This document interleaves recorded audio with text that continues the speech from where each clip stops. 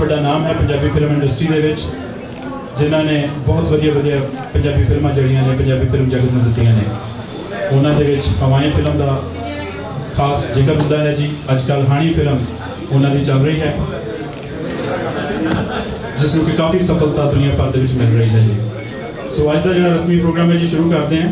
जोड़ा main stage के उत्ते मैं सदा दिना सब तो पहला अमितोज मान भाजी नूं कि वो प्लीज़ स्टेज पर आके विराजमान हो, स्टेज पर आके जोरदार ताड़ियां जी। अमितोज भाजी सत श्री अकाल। साढ़े पास साढ़े अल्बर्टा के सर्विस मिनिस्टर सरदार मनमीत सिंह भुल्लर मानजोग मनमीत भुल्लर पहुंचे हुए हैं। मैं उन्होंने भी बेनती करांगा कि वो भी स्टेज पर आउण जी। मनमीत भुल्लर जी, इस तो अलावा अमन खटकर जिन्हों ने कि ये मूवी के डिस्ट्रीब्यूटर ने इतने कैनेडा के असीं उन्होंने भी जी आन कहने वो भी आउण जी। अते नाल नाल साडे वीर जी बलजिंदर संघा जी, निप्पी भाजी साडे कैलगरी तो प्रमोटर ने मनी गरेवाल, ये सारे स्टेज पर विराजमान होण। निप्पी भाजी भी पहुंचे हुए हैं जी। निप्पी भाजी भी स्टेज पर आउण।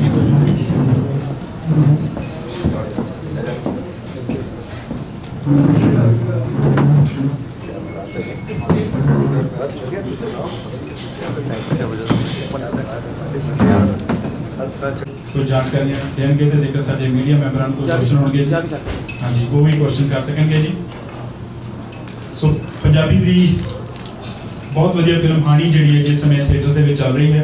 पिछले हफ्ते तो कैलगरी विच एडवेंटन दे विच ये अज मूवी रिलीज होने जा रही है जी। सो जिहड़ा जी सब तो पहला मैं रिक्वेस्ट करांगा भाजी अमन खटकर होना कि वो मूवी के डिस्ट्रीब्यूटर ने वो कुछ गलबात आप नाल लैके हाजिर होंगे जी। अमन भाजी ਤੁਹਾਡੇ ਸਾਰਿਆਂ ਦਾ ਬਹੁਤ ਬਹੁਤ ਧੰਨਵਾਦੀ ਹਾਂ ਜਿਨ੍ਹਾਂ ਨੇ ਵੀਕਡੇ ਦੇ ਵਿੱਚ ਆਪਣਾ ਟਾਈਮ ਕੱਢ ਕੇ ਇੱਥੇ ਅਸੀਂ ਸਾਰੇ ਆਏ ਹਾਂ। ਮੋਸਟਲੀ ਤੁਸੀਂ ਮੈਜੋਰਟੀ ਆਫ ਬੰਦਿਆਂ ਨੇ ਫਿਲਮ ਦੇਖ ਹੀ ਲਈ ਹੋਣੀ ਆ ਬਈ ਕਿੰਨੀ ਕਮਾਲ ਦੀ ਫਿਲਮ ਆ। ਐਂਡ ਅੱਜ ਲੋੜ ਹੈਗੀ ਆਪਾਂ ਨੂੰ ਪੰਜਾਬੀ ਸਿਨੇਮੇ ਨੂੰ ਬਚਾਉਣ ਦੀ। ਇੱਕ ਕੁਝ ਸਾਲ ਪਹਿਲਾਂ ਇੱਕ ਕਾਮੇਡੀ ਫਿਲਮ ਹਿੱਟ ਹੋਈ ਤਾਂ ਅੱਜ 150 ਕਾਮੇਡੀ ਫਿਲਮ ਬਣ ਰਹੀਆਂ ਨੇ। ਤਾਂ ਪੰਜਾਬੀ ਸਿਨੇਮਾ ਐਕਚੁਅਲੀ ਜਿਹੋ ਜਿਹੀਆਂ ਫਿਲਮਾਂ ਮੈਜੋਰਟੀ ਆਫ ਫਿਲਮਾਂ ਕੁਛ ਨੂੰ ਛੱਡ ਕੇ ਬਣ ਰਹੀਆਂ ਉਹ ਬਹੁਤ ਸਾਨੂੰ ਮਹਿਸੂਸ ਇਹ ਹੋ ਰਿਹਾ ਸੀ ਕਿ ਉਹ ਖਤਰੇ ਵਿੱਚ ਹੈ। ਤੇ ਮਸੀਂ ਹਰਭਜਨ ਭਾਜੀ ਹੁਣਾਂ ਦੀ ਕੋਸ਼ਿਸ਼ ਦੇ ਨਾਲ ਕੁਛ ਕੁ ਸਾਲ ਪਹਿਲਾਂ ਸਿਨੇਮਾ ਮਸੀਂ ਟਰੈਕ ਤੇ ਆਇਆ ਸੀ ਤਾਂ ਹੁਣ ਲੱਗਦਾ ਸੀ ਵੀ ਜਿਸ ਤਰ੍ਹਾਂ ਐਵਰੀ ਹਫਤੇ ਕੋਈ ਨਾ ਕੋਈ ਫਿਲਮ ਆ ਰਹੀ ਆ ਔਰ ਉਹ ਇੰਨੀ ਬੇਕਾਰ ਫਿਲਮ ਹੁੰਦੀਆਂ ਆਪਾਂ ਮੋਸਟਲੀ ਫੈਮਲੀਆਂ ਨਾਲ ਨਹੀਂ ਦੇਖ ਸਕਦੇ ਜਾਂ ਉਹ एक तरह के चुटकलियां इकट्ठे करके उन्होंने फिल्म का रूप दे दिता जाता है। तो वो लगता सी भाई हुण मसी जिहड़ियां फैमिलियां जुड़ियां तो ये हौली हौली टुट जाणगियां जे कोई चजदा जां म्यारी फिल्मां ना आईयां। सो मैं बहुत ज़्यादा खुश हाँ जी इस गल तो भाई अमतोज भाजी होना ने एक वक्री चीज़ की है क्योंकि जिस वेले जो कुछ बनता हुंदा जी उहो जिहा बनाउणा बहुत ईजी आ, उस तो उल्ट बनाउणा बहुत औखा है। तो मैं भाजी हुणां नूं बधाई दिंदा भी इन्हां ने वो हिम्मत की और इन्नी कमाल की फिल्म बनाई है। आप सारे उन्होंने एप्रीशिएट कर रहे हैं। तो इस तरह पंजाबी सिनेमे नूं जिहो जिहा आपां बहुत ज़्यादा आपां नूं पंजाबी सिनेमे नूं अज तुहाडी लोड़ है। जिहो जिहा सिनेमा तुसीं देखना चाहुंदे आ जे आपां उहो जिहियां फिल्मां नूं सपोर्ट करांगे तो चंगियां तो चंगियां फिल्मां बननियां शुरू हो जाणगीਆਂ। Once again thank you so much जी तुसीं आए करांगा कि मनमीत भुल्लर जी कुछ मिनट गलबात करनगे जी अते उस तो बाद असी अमतोज भाजी तो खुलियां गल्लां बातां सुनांगे जी। जैसे भी बैठ के ही साथ लेने सब तो पहला तो मैं भाजी अमतोज नूं वेलकम करदा, वेलकम ख्याल भी अते सारी टीम नूं वेलकम करदा। आई थिंक यू नो हरेक कल्चर विच ਜਿਹੜੇ ਢੰਗ ਨਾਲ media and mess media right ਇਹ ਵੀ ਫਿਲਮਸ ਵੀ ਇੱਕ ਮੈਸ ਮੀਡੀਆ ਦਾ ਟੂਲ ਆ ਜਿਹੜੇ ਤਰੀਕੇ ਨਾਲ ਇਹ ਆਪਰੇਟ ਕਰਦੇ ਆ ਇਹਦੇ ਬੇਸਿਸ ਤੇ ਜਿਹੜੀ ਸੋਸਾਇਟੀ ਆ ਉਹ ਸੋਸਾਇਟੀ ਦੀ ਸੋਚਣੀ ਐਸਟੈਬਲਿਸ਼ ਹੁੰਦੀ ਆ। in our community Punjabi culture which बहुत सालों तो मैं देख रहा कि यार अपनी सोसाइटी दे विच जिहड़ी डायलॉग आ वो डायलॉग की क्वालिटी कभी वधदी नहीं, बहुत घट वधदी है।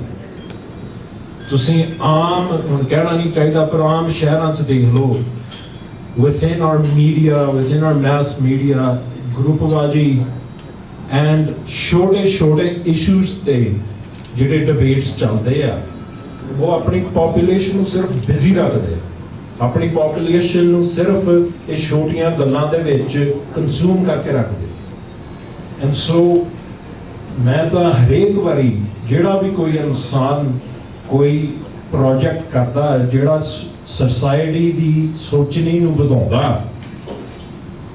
ਗਾਂ ਤੱਕ ਦਾ ਮੈਂ ਤਾਂ ਉਹਨਾਂ ਨੂੰ ਹਮੇਸ਼ਾ ਸਲਾਮ ਕਰਦਾ, ਉਹਨਾਂ ਨੂੰ ਹਮੇਸ਼ਾ ਸਲੂਟ ਕਰਦਾ। This is I think ਇੱਕ ਬਹੁਤ ਸੀਰੀਅਸ ਸੋਚਣ ਵਾਲੀ ਗੱਲ ਆ। ਹੁਣ ਆਮ ਤੌਰ ਤੇ ਸਾਨੂੰ ਕਾਫੀ ਸਮਾਂ ਮਿਲਦਾ ਕਈ ਸ਼ਹਿਰਾਂ ਵਿੱਚ ਜਾਈਦਾ, ਆਮ ਹੀ ਉੱਥੇ ਤੁਸੀਂ ਜਿਹੜੇ ਮਰਜ਼ੀ ਮੀਡੀਆ ਦਾ ਕੋਈ ਐਪੀਸੋਡ ਵੇਖ ਲਓ ਜਾਂ ਪੇਪਰ ਚੱਕ ਲਓ ਜਾਂ ਮੈਗਜ਼ੀਨ ਚੱਕ ਲਓ, you C the same thing. And so ਮੈਂ ਭਾਜੀ ਉਹਨਾਂ ਨੂੰ ਆਪਣੇ ਵੱਲੋਂ ਬਹੁਤ ਧੰਨਵਾਦ ਕਰਦਾ, ਖਾਸ ਕਰਕੇ ਜਿਹੜਾ ਇਹਨਾਂ ਨੇ ਉਪਰਾਲਾ ਚੁੱਕਿਆ ਸੀ ਹਵਾਈ ਮੂਵੀ ਦਾ। ਆਈ ਥਿੰਕ ਉਹ ਤਾਂ ਇੱਕ ਸ਼ੁਰੂਆਤ ਸੀ ਟੂ ਸੇ ਕਿ ਜੇ ਕੋਈ ਦੇਸ਼ ਆਪਣੇ ਆਪ ਨੂੰ ਮਾਡਰਨ ਡੈਮੋਕ੍ਰੇਸੀ ਕਹਿੰਦਾ then modern democracy ਸਿਰਫ ਵੋਟ ਨਾਲ ਨਹੀਂ, ਸਿਰਫ ਵੋਟ ਨਾਲ ਨਹੀਂ ਡੈਮੋਕ੍ਰੇਸੀ ਬਣਦੀ। Democracy is a bundle of rights. Democracy ਦੇ ਨਾਲ rule of law. What that means is nobody is above and nobody is below the law. ਕਾਨੂੰਨ ਦੇ ਅੱਗੇ ਸਾਰੇ ਇਕੁਅਲ ਆ।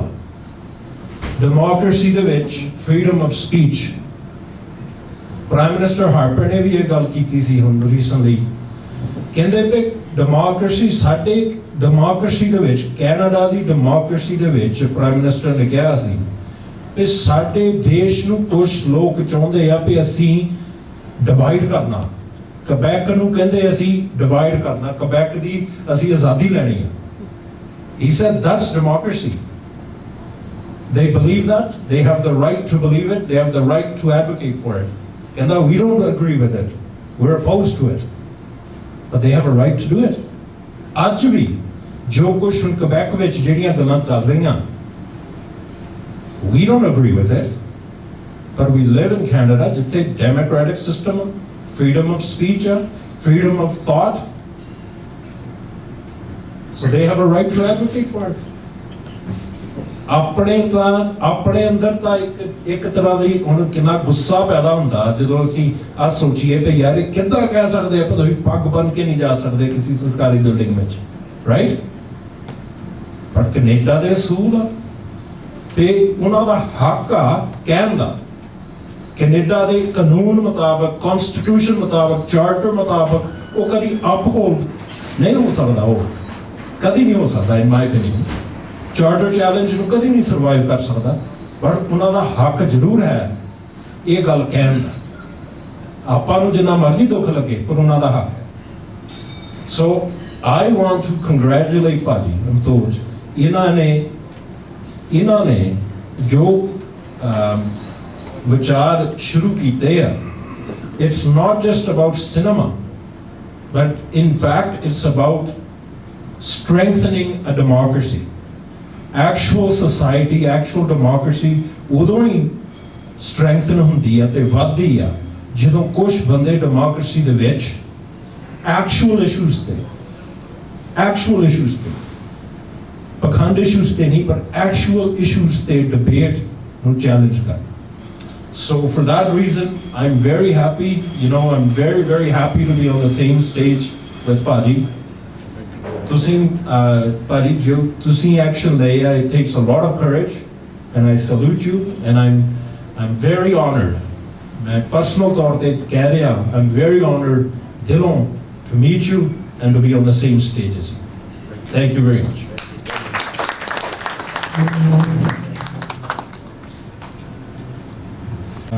ਇਹ ਸੀਗੇ Manmeet Singh Bhullar, service minister Alberta ਦੇ। ਉਹਨਾਂ ਨੇ ਬਹੁਤ ਵਧੀਆ ਵਿਚਾਰ ਜਿਹੜੇ ਨੇ ਪੇਸ਼ ਕੀਤੇ ਨੇ। ਅਮਿਤੋਜ ਭਾਜੀ ਨਾਲ ਗੱਲਬਾਤ ਜਿਹੜੀ ਹੈ ਜੀ ਸ਼ੁਰੂ ਕਰਾਂਗੇ। ਉਸ ਤੋਂ ਪਹਿਲਾਂ ਮੈਂ ਚਾਹੁੰਦਾ ਕਿ ਜਿੰਨੇ ਸਾਡੇ ਇੱਥੇ ਮੈਂਬਰ ਪਹੁੰਚੇ ਹੋਏ ਨੇ ਮੀਡੀਆ ਦੇ, ਖਾਸ ਤੌਰ 'ਤੇ ਵੈਸੇ ਸਾਰਿਆਂ ਦੇ ਨਾਮ ਮਿਲਾਉਣ ਦੀ ਕੋਸ਼ਿਸ਼ ਕਰਾਂਗੇ। ਜੇ ਕੋਈ ਰਹਿ ਗਿਆ ਮਾਫੀ ਚਾਹਾਂਗਾ ਜੀ। ਸਾਡਾ ਇੱਥੇ ਪੰਜਾਬੀ ਮੀਡੀਆ ਕਲੱਬ ਜੋ ਕੈਲਗਰੀ ਦਾ ਬਣਿਆ ਹੋਇਆ ਉਸ ਦੇ ਪ੍ਰੈਜ਼ੀਡੈਂਟ ਅਤੇ ਸਿੱਖ ਵਿਰਸਾ ਮੈਗਜ਼ੀਨ ਦੇ ਐਡੀਟਰ ਸਰਦਾਰ ਹਰਚੰਦ ਸਿੰਘ ਪ੍ਰਹਾਰ ਇੱਥੇ ਪਹੁੰਚੇ ਹੋਏ ਨੇ ਜੀ। ਥੈਂਕ ਯੂ ਜੀ ਤੁਹਾਡਾ। ਅਤੇ ਨਾਲ ਲੋਕ ਆਵਾਜ਼ ਅਖਬਾਰ ਅਤੇ ਓਮਨੀ ਟੀਵੀ ਤੋਂ ਰਿਪੋਰਟਰ ਜਿਹੜੇ ਨੇ ਹਰਬੰਸ ਬੁੱਟਰ ਜੀ ਇੱਥੇ ਆਏ ਹੋਏ ਨੇ।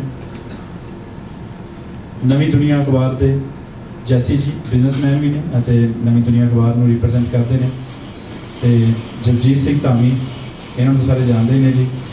ਅਜੀਤ ਅਖਬਾਰ ਜਲੰਧਰ ਤੋਂ ਰਿਪਰੈਜ਼ੈਂਟ ਕਰ ਰਹੇ ਨੇ ਅਤੇ ਨਾਲ ਪ੍ਰਵਾਸੀ ਪੰਜਾਬੀ ਅਖਬਾਰ ਤੋਂ ਰਿਪਰੈਜ਼ੈਂਟੇਟਿਵ ਕਰ ਰਹੇ ਨੇ। ਲੋਕ ਤੱਤ ਜਿਹੜਾ ਰੇਡੀਓ ਪ੍ਰੋਗਰਾਮ ਤੋਂ ਡੈਨ ਸਿੱਧੂ ਜੀ ਸਾਡੇ ਪਾਸ ਪਹੁੰਚੇ ਹੋਏ ਨੇ ਜੀ। ਸਤਪਾਲ ਕੌਸ਼ਲ ਜੀ ਏਸ਼ੀਅਨ ਟ੍ਰਿਬਿਊਨ ਅਤੇ ਵੱਖ-ਵੱਖ ਅਖਬਾਰਾਂ ਲਈ ਲਿਖਦੇ ਨੇ। ਸਤਪਾਲ ਜੀ ਨੂੰ ਜੀ ਆਇਆਂ ਨੂੰ ਕਹਿੰਦੇ ਆ ਜੀ। ਤੇ ਮੈਂ ਮਾਫੀ ਚਾਹੁੰਦਾ ਜੀ ਜੇਕਰ ਮੈਂ ਕੋਈ ਸੱਜਣ ਮੀਡੀਆ ਦੇ ਵਿੱਚ ਹਾਂਜੀ ਸਾਡੇ ਸੌਰੀ ਜੱਗ ਪੰਜਾਬੀ ਟੀਵੀ ਤੋਂ ਸਤਿੰਦਰ ਸਿੰਘ ਜੀ ਵੀਡੀਓ ਬਣਾ ਰਹੇ ਨੇ ਜੀ, ਉਹਨਾਂ ਨੂੰ ਵੀ ਜੀ ਆਇਆਂ ਨੂੰ ਜੀ। ਇਸ ਤੋਂ ਇਲਾਵਾ ਸਾਡੇ ਪਾਸ ਬਹੁਤ ਸਾਰੇ ਬਿਜ਼ਨਸਮੈਨ ਪਹੁੰਚੇ ਹੋਏ ਨੇ ਜੀ। ਸਾਰਿਆਂ ਦੇ ਨਾਂ ਤਾਂ ਨਹੀਂ ਮੈਂ ਲੈ ਸਕਾਂਗਾ। ਬੂਟਾ ਸਿੰਘ ਰੀਹਲ ਪਹੁੰਚੇ ਨੇ ਜਿਹੜੇ ਕਿ ਸਿਆਸਤ ਦੇ ਵਿੱਚ ਉਹਨਾਂ ਨੇ ਕਦਮ ਰੱਖਿਆ ਹੈ ਜੀ, ਉਹਨਾਂ ਨੂੰ ਵੀ ਜੀ ਆਇਆਂ ਨੂੰ ਜੀ। ਅਤੇ ਸਾਰੇ ਸੱਜਣਾਂ ਨੂੰ ਸਾਰੇ ਵੀਰਾਂ ਭੈਣਾਂ ਨੂੰ ਬਹੁਤ ਬਹੁਤ ਧੰਨਵਾਦ ਜੀ, ਜੀ ਆਇਆਂ ਨੂੰ। ਅਤੇ ਪਿਆਸਾ ਭਾਜੀ ਸਾਡੇ ਸਿੱਖ ਵਿਰਸੇ ਨਾਲ ਐਸੋਸੀਏਟਡ ਨੇ, ਸਾਡੀ ਮੀਡੀਆ ਕਲੱਬ ਦੇ ਮੈਂਬਰ ਨੇ ਜੀ, ਅਤੇ ਉਹਨਾਂ ਨੂੰ ਵੀ ਜੀ ਆਇਆਂ ਨੂੰ ਜੀ। ਜੇਕਰ ਫਿਰ ਵੀ ਕੋਈ ਨਾਮ ਰਹਿ ਗਿਆ ਹੋਵੇ ਤਾਂ ਮਾਫੀ ਚਾਹਾਂਗਾ। ਅਤੇ ਹੁਣ ਅਸੀਂ ਸੱਦਾ ਦੇਵਾਂਗੇ ਅਮਤੋਜ ਭਾਜੀ ਨੂੰ, ਜਿਨ੍ਹਾਂ ਦੀ ਪੰਜਾਬੀ ਫਿਲਮ ਹਾਣੀ ਇਸ ਸਮੇਂ ਥੀਏਟਰਸ ਦੇ ਵਿੱਚ ਚੱਲ ਰਹੀ ਹੈ ਜੀ, ਅਤੇ ਆਉਣ ਵਾਲੇ ਸਮੇਂ 'ਚ ਵੀ ਵਧੀਆ ਵਧੀਆ ਫਿਲਮਾਂ ਬਣਾਉਂਦੇ ਰਹਿਣਗੇ। ਉਹ ਕੁਝ ਗੱਲਾਂ ਆਪ ਨਾਲ ਸਾਂਝੀਆਂ ਕਰਨਗੇ। ਉਸ ਤੋਂ ਬਾਅਦ ਜੇਕਰ ਮੀਡੀਆ ਮੈਂਬਰਾਂ ਦਾ ਕੋਈ ਕੁਐਸਚਨ ਹੋਵੇਗਾ ਜੀ ਤੇ ਅਸੀਂ ਕੁਐਸਚਨ ਲਵਾਂਗੇ। ਅਮਤੋਜ ਮਾਨ ਜੀ।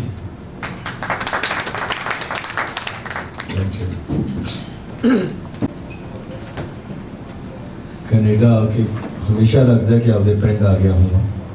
ਜੋ ਭਾਜੀ ਹੋਰਾਂ ਨੇ ਗੱਲਾਂ ਕਹੀਆਂ ਨੇ ਕਿ ਨਾ ਅੱਖਾਂ 'ਚ ਪਾਣੀ ਆ ਜਾਂਦਾ, ਕਿਉਂਕਿ ਇੱਕ ਕਲਾਕਾਰ ਲਈ ਜਿਹੜੀ ਐਪਰੀਸੀਏਸ਼ਨ ਹੁੰਦੀ ਹੈ, ਜਿਹੜਾ ਕੁਛ ਉਹਨੇ ਕੀਤਾ ਹੁੰਦਾ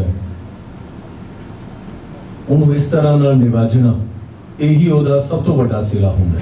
ਪੈਸੇ ਪੂਸੇ ਜਾਂ ਹੋਰ ਪੋਜੀਸ਼ਨਿੰਗ ਉਹ ਸਭ ਬਾਅਦ 'ਚ ਹੁੰਦੀਆਂ ਰਹਿੰਦੀਆਂ ਨੇ। ਸਭ ਤੋਂ ਵੱਡਾ ਜਿਹੜਾ ਸਿਰਾ ਹੁੰਦਾ ਇਹੀ ਹੁੰਦਾ ਜੋ ਹੁਣੇ ਇਹਨਾਂ ਨੇ ਬੋਲ ਕੇ ਔਰ ਤੁਸੀਂ ਆਪ ਦੀ ਮੌਜੂਦਗੀ ਨਾਲ ਮੈਨੂੰ ਦਿੱਤਾ ਹੈ। ਹਮੇਸ਼ਾ ਇਹ ਮਿਲਦਾ ਰਿਹਾ। ਪਹਿਲਾਂ ਤਾਂ ਤਹਿ ਦਿਲੋਂ ਉਹਦਾ ਸ਼ੁਕਰੀਆ ਅਦਾ ਕਰੂੰਗਾ ਮੈਂ ਤੁਹਾਡੇ ਸਾਰਿਆਂ ਨੂੰ। ਅਗਲੀ ਗੱਲ ਹਵਾਏਂ ਤੋਂ ਸ਼ੁਰੂ ਹੁੰਦੀ ਹੈ।